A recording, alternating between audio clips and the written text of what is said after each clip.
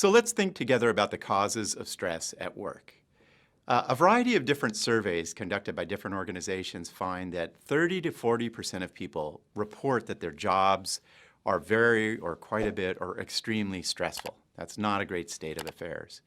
So where does stress come from at work?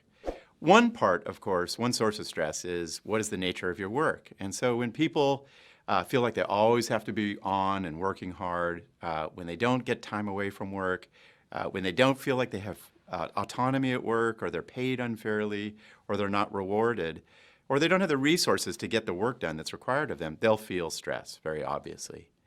We can also be thinking about the contents of your mind and your mental habits that lead to stress that are great places for mindfulness exercises to really help us with.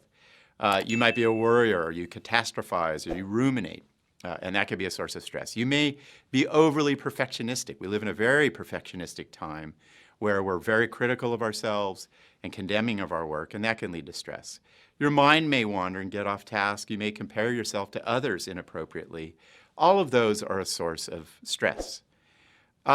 We can also look at the nature of the communication within an organization, something we can really work on to reduce stress. So is it poor? Are there not healthy channels of communication?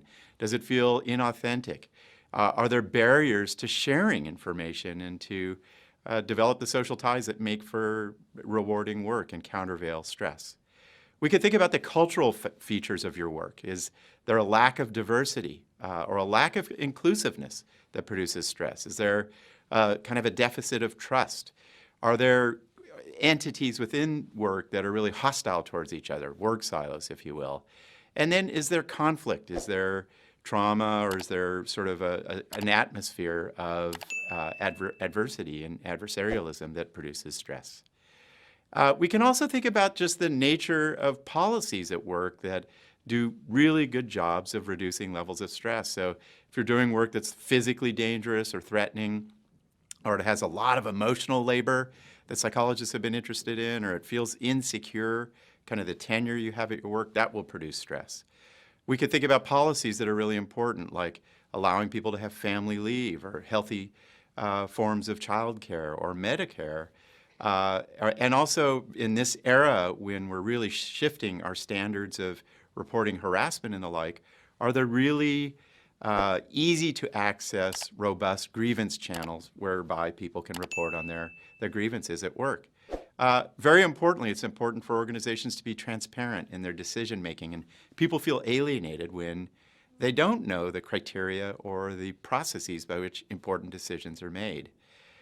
Importantly, leaders really matter in terms of creating a culture of stress or a culture of challenge and enthusiasm. So there's a lot of work now showing that when leaders manage in coercive styles or domineering styles, top-down styles, the people they're managing feel stressed out. If leaders don't show appreciation or recognize the good work that people are doing around them, those people will feel stressed. If they cultivate an atmosphere, an ethos of you always got to work, and overworking is a badge of honor, there's stress. And then there really needs to be sort of a structure within the workplace where people feel like they can grow and have ways to not only improve what they're working on, but also handle the conflicts of work. So what we've done thus far is we've talked about what stress is. We've talked about its physical consequences, which are numerous and really problematic. And then we thought in this module about where does stress come from? Why is it that 30 to 40% of Americans and people worldwide are really feeling too stressed at their work?